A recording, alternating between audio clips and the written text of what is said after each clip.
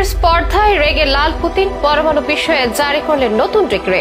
বিশ্বজুড়ে সংঘাত তৃতীয় বিশ্বযুদ্ধের চলছে রাজনীতির উত্তাল সময়। রাশিয়া ইউক্রেনের সংঘাত 1000 দিন পার করলেও তা থামার নাম গন্ধ নেই। উল্টো পরিস্থিতি যেন আরো ভয়ঙ্কর দিকে মোড় নিচ্ছে।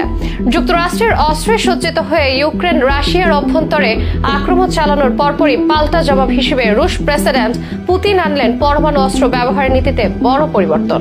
তবে কি তৃতীয় বিশ্বযুদ্ধের দিকে এগোচ্ছে বিশ্ব?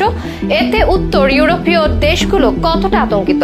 পুতিনের এমন কঠোর সিদ্ধান্ত কি ইউক্রেন যুদ্ধের সমাপ্তি ঘটাবে, নাকি এটি বিশ্বকে ঠেলে দেবে আরো বেশি অনিশ্চয়তার দিকে? এসবের বিস্তারিত নিয়ে থাকছে এখনকার বিশেষ আপডেট।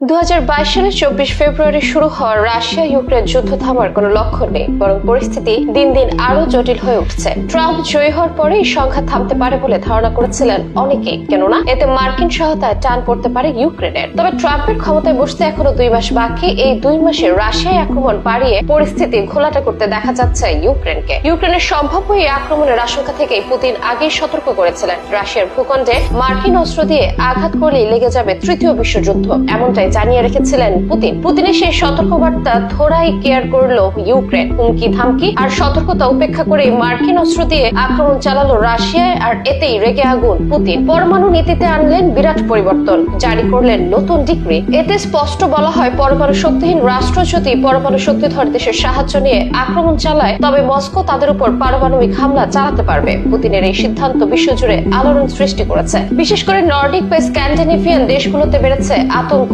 নরওয়ে, সুইডেন, ফিনল্যান্ড এবং ডেনমার্ক যুদ্ধের প্রস্তুতি শুরু করেছে। ফিনল্যান্ড ইতিমধ্যে রাশিয়ার সঙ্গে সীমান্ত 10 ফুট উঁচু কাঁটাতারে বেড়া স্থাপন করেছে। অন্যদিকে সুইডেন নাগরিকদের মধ্যে লিফলেট বিতরণ করছে, যেখানে সাইবার হামলা এবং খাদ্য মজুদের বিষয়ে সতর্ক করা হচ্ছে। পুতিনের ডিক্রির মাধ্যমে পরমাণু অস্ত্র ব্যবহারের ক্ষেত্রে এক বিপজ্জনক অধ্যায়ের সূচনা হলো বলে মনে করছেন বিশ্লেষকেরা। বিশেষজ্ঞরা মনে করছেন, এই পদক্ষেপ তৃতীয় বিশ্বযুদ্ধের সংখ্যা বাড়িয়ে তুলেছে। স্ক্যান্ডিনেভিয়ান দেশগুলো যদি সরাসরি ইউক্রেনকে সমর্থন দেয়, তাহলে পরিস্থিতি আরো জটিল হয়ে উঠবে বলে মত অনেকের। সুইডেন এবং ফিনল্যান্ডের মতো দেশগুলো বহু বছর নিরপেক্ষ ছিল, কিন্তু ইউক্রেন যুদ্ধ শুরু হওয়ার পর তারা নেটোতে যোগ দেয়। কিন্তু চলমান উত্তেজনা তাদেরকে বিশেষভাবে প্রভাবিত করেছে। সুইডিশ সরকার নাগরিকদের নিরাপত্তার জন্য লিফলেট বিতরণ এবং জরুরি পরিকল্পনা করছে। ফিনল্যান্ড তাদের দীর্ঘ সীমান্তে প্রতিরক্ষামূলক কাজ করছে।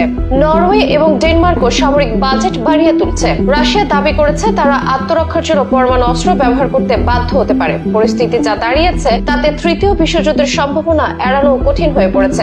রাশিয়া, ইউক্রেন, নেটো এবং যুক্তরাষ্ট্রের এই উত্তেজনাকে কিভাবে নিয়ন্ত্রণ করা হবে তা সময় বলে দেবে। তবে অনেক বিশ্লেষকের মতে, রাশিয়া এমন ডিক্রি জারি করলেও তা প্রয়োগ করার মতো পাগলামি কেউ করবে না। অন্যদিকে রাশিয়ার এই ডিক্রির পরে রাশিয়াতে হামলার পরিমাণ সীমিত করতে পারে ইউক্রেন, কেননা রাশিয়া আক্রান্ত হলে তারা যে পারমাণবিক হামলা চালাতে পারবে, এটা এখন রাশিয়ার আইন অনুযায়ী বৈধ। রাশিয়া তাদের এই বৈধ আইন প্রয়োগের সুযোগ পেলে বা তাদেরকে সেই সুযোগ করে দিলে ইউক্রেনের জন্য তা হবে চরম ধ্বংসাত্মক। তাই এক্ষেত্রে ইউক্রেনও চরম সতর্ক থাকবে বলে মত বিশ্লেষকদের।